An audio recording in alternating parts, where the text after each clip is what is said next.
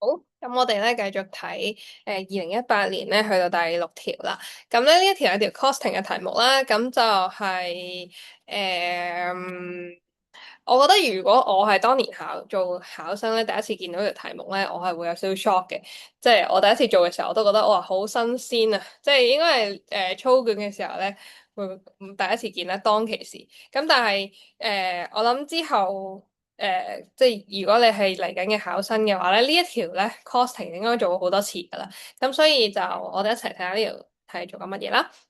咁咧，首先佢就A part 嘅我哋 calculate 咁 monthly margin of safety in 2019年啦。我唔知道大家仲記唔記得咩係 margin of safety 啦。咁我自己教嘅時候咧，我就習慣講佢係嗰個安全距離啦，就係我哋個 sales 距離，我哋 break even 距離蝕錢咧，我哋仲有幾多距離可以蝕？咁我就即係咁樣 define 啦。咁 monthly margin of safety in sales dollars，咁所以我哋就單純係睇錢嘅啫，即係 sales 嘅 dollars 減翻 break even point 嘅 dollars 就係咁啦。咁所以咧，我哋喺計 margin of safety 之前咧，我哋就揾咗個 break even point 先啦。咁咧，佢就講啦，睇下先，呢個點心 restaurant 即係本身就係佢係有35,000個客啦 average，咁就每個人賺到幫公司賺到100蚊啦。咁而佢嘅 variable production cost 就係45% of 個 revenue dollar，即係簡單啲嚟講就係45蚊啦，即係 per customer 嘅話。咁跟住就即係啊，我驚你唔驚啊，100蚊乘以45%啦，呢度就係、即係簡單啲就係每個人嘅 variable production cost 就會係45蚊啦。跟住咧就有下邊呢啲 fixed cost 啦，咁講到明全部都係 fixed cost，即係佢嘅 variable cost 就淨係45蚊嘅啫，OK？咁跟住咧，佢喺2019年啦，因為而家呢度本身係2018年啦。咁我哋而家題目係做2019年，咁所以我哋要睇2019年嘅數據啦。Increase in variable production cost to 48% per revenue dollar，咁即係加下價啦，即係每人個 variable cost 係變咗48蚊 per customer 啦。OK，increase in monthly rents by 15%，呢度要乘以1.15啦。跟住 increase in salary and other operating expense by 0.5，咁呢個乘1.05啦，乘以1.05啦。OK，咁所以咧，我哋首先咧就揾咗 break even，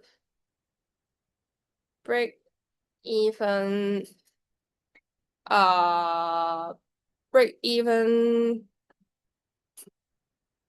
冇，我揾咗 contribution margin ratio 先，contribution margin ratio 咧就係我哋每一個人嘅 sales revenue 係100蚊啦，減翻我哋而家新2019年嘅 variable cost 48 over 翻100。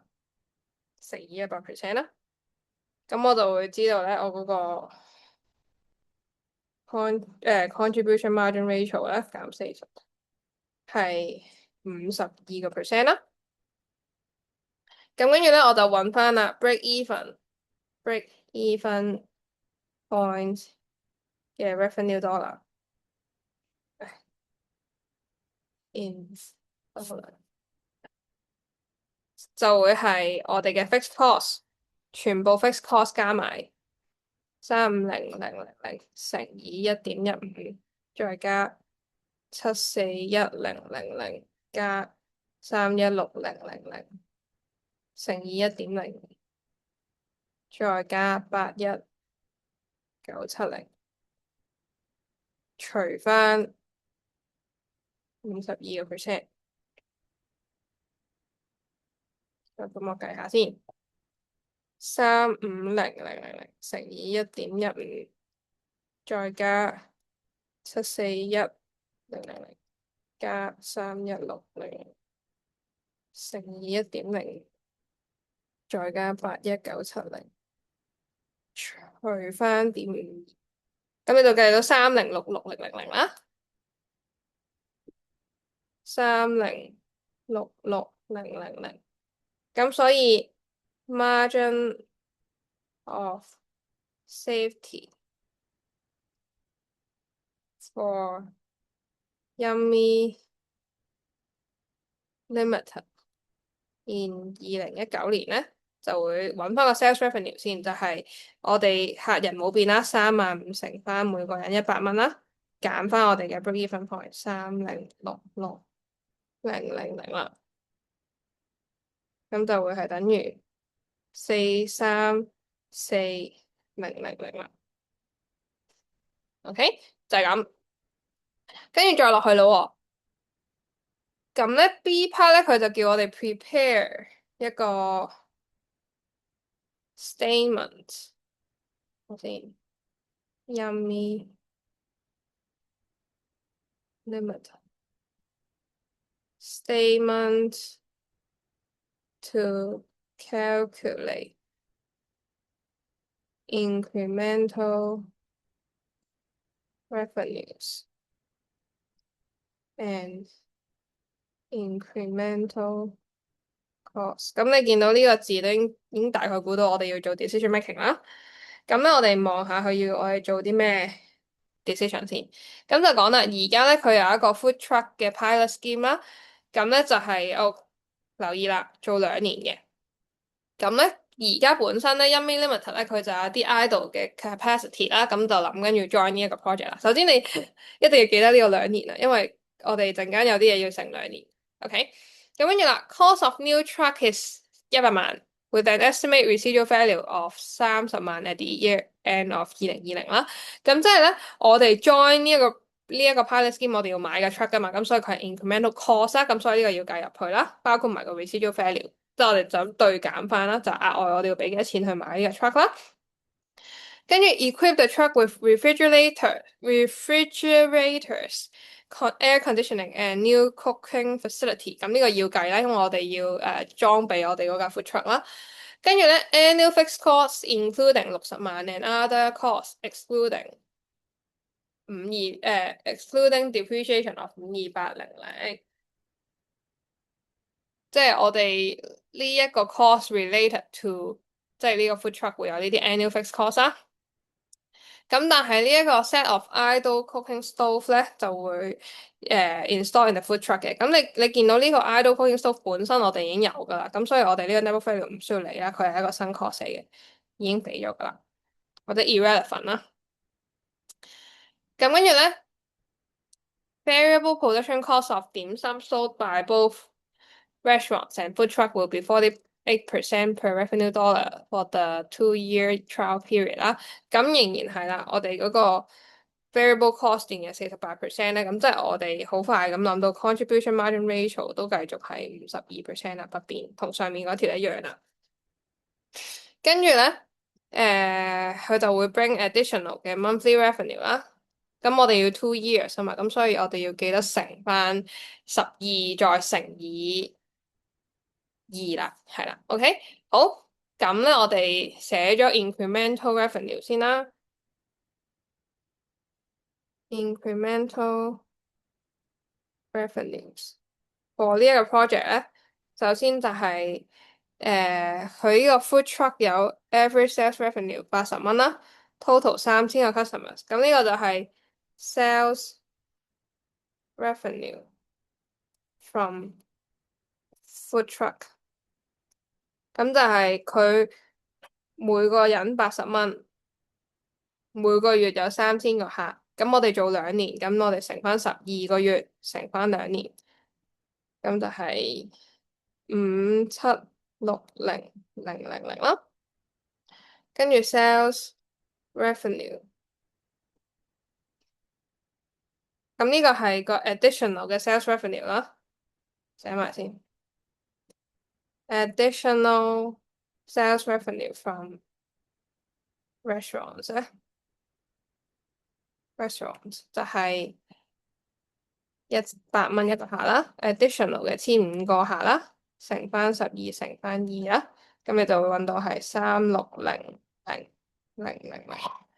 咁所以我哋總共 incremental revenue 係9360,000啦，跟住 incremental cost 喎，我哋因為呢一個 project 而額外衍生嘅 cost，包括有 cost of new truck 啦，cost of new truck 咁就係我哋100萬減翻30萬啦。咁我哋實際上淨係俾70萬嘅啫。跟住咧就係、我哋嘅即係 cost of equipment 啦，即係呢一紮 refrigerators 啊等等啦，就係604,000啦。跟住咧就係、其他嘅 salary 啦，首先 another cost 係啦，annual 嗯，唔係，分返開寫先，salary 啦，salary of 60萬啦，跟住同埋 other cost 528啊，係好久啊，因為 annual 要乘二，所以 salary 就係600,000乘以二啦，120,000咯。other cost 就係528,000都要乘二，因為佢呢度係 annual，咁所以呢度就係105,600啦。最後咧就係 variable production cost 啊，咁因為